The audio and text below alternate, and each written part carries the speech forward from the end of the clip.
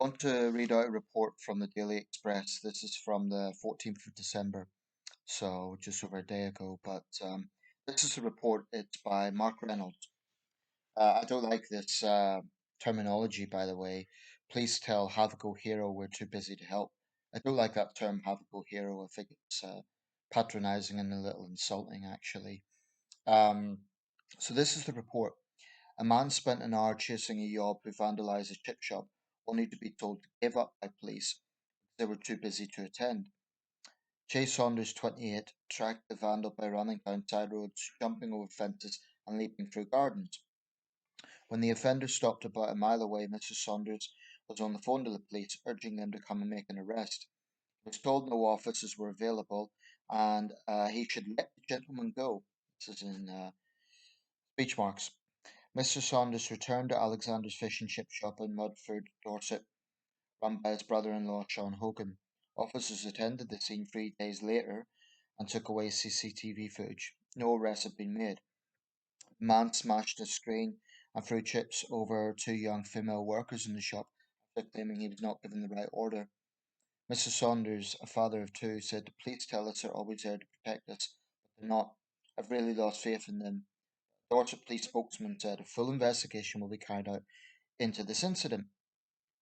Leaving aside the headline, like I said, I don't like that expression, have a go hero. He's not a have a go hero, he's a decent man who's standing up to a thug.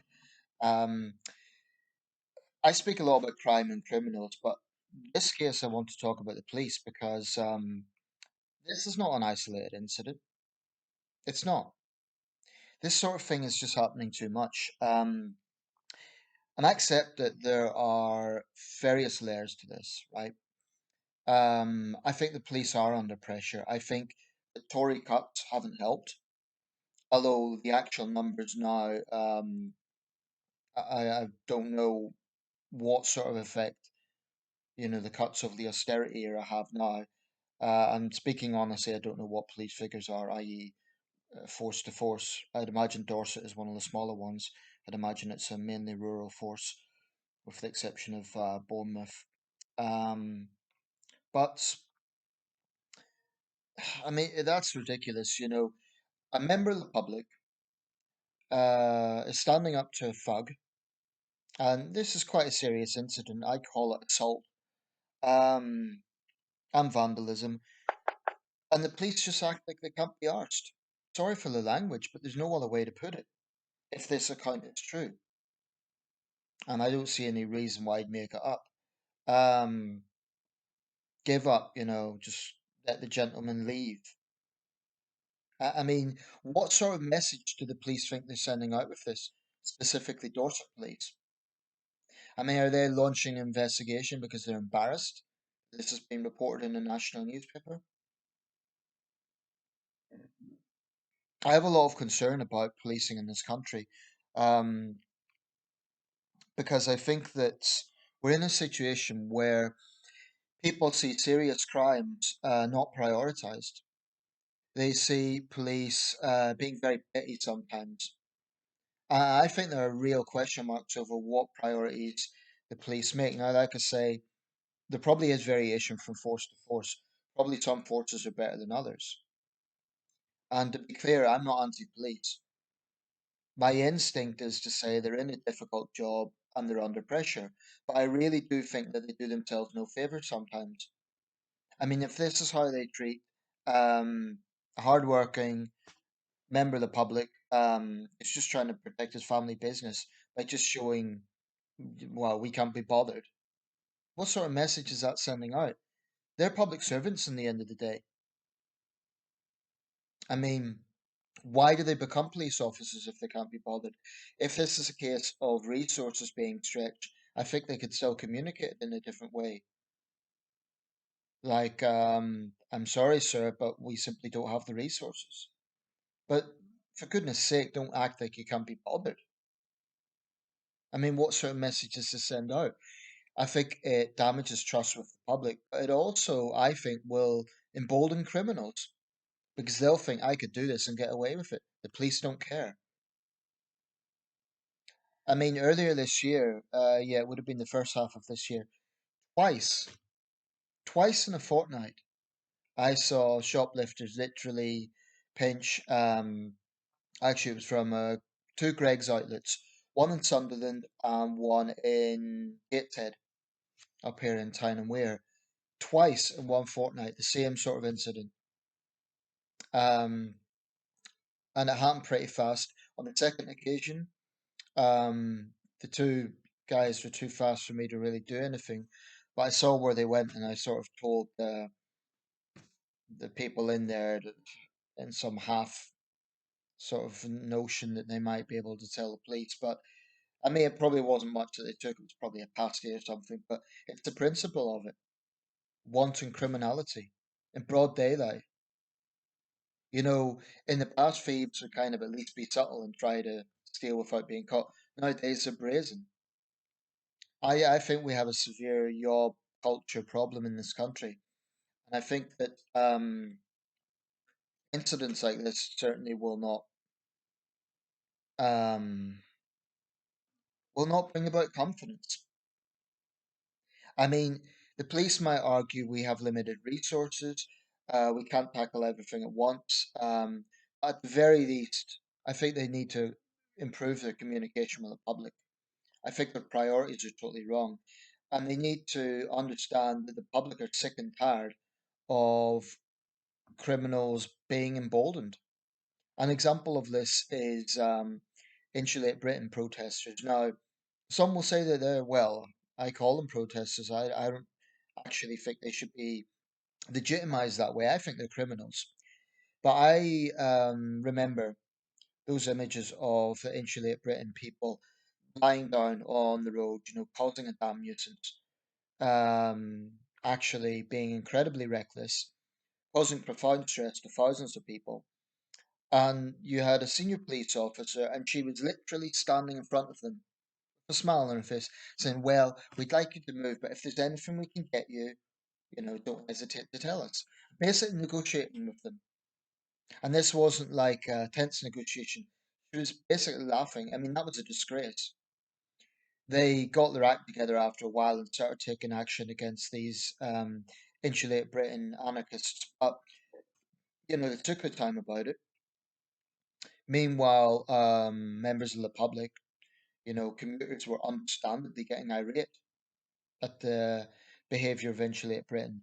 So you had a situation where people were just feeling powerless. They were yelling at these idiots to move and get off the road. The police were nowhere to be seen.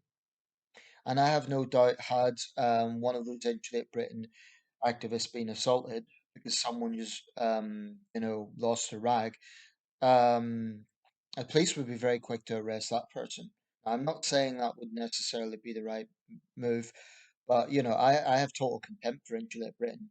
I think they're absolutely despicable, the behaviour that they engaged in. But honestly, if I was a victim of crime tomorrow, with the way this country is right now, with the way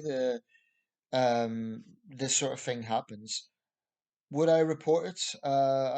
My practical instinct would be yes, report it, because police always say we can't register crime data if it's not reported. We can't act if it's not reported. But this is what happens when it is reported. I really think the police are a bit tone deaf sometimes with public optics. Another example, Merseyside police, they had this ridiculous billboard saying it is a criminal offence to be insulting, or that's not verbatim, but it was something along those lines. And, it got widely ridiculed, and they had to take it down and apologize and admit that there wasn't, they'd miscommunicated. I really do think that there are plenty of good officers out there. I don't want to be interpreted as like I'm maligning all police. I'm not. But, I would respectfully say to those decent officers, look at an incident like this and try to understand why that is bad optics for the public. Put yourself in this guy's shoes. His family business is attacked. He tries to chase the person responsible. He tries to get police assistance, and the response is just his blasé attitude. Um, I mean, it shouldn't take going to a national newspaper paper for the police to be competent. And I think it's just happening too much. And again, there's a question of priorities because, if someone, I remember at the start of the pandemic, for example, when there were minor COVID infractions, maybe people, and sometimes it was even dubious if there was an offence taking place. I remember the incident where a man was approached by police in Sheffield. He was sitting in his own front yard, and this was during lockdown. Now he wasn't, going out in the shops with no mask or anything like that.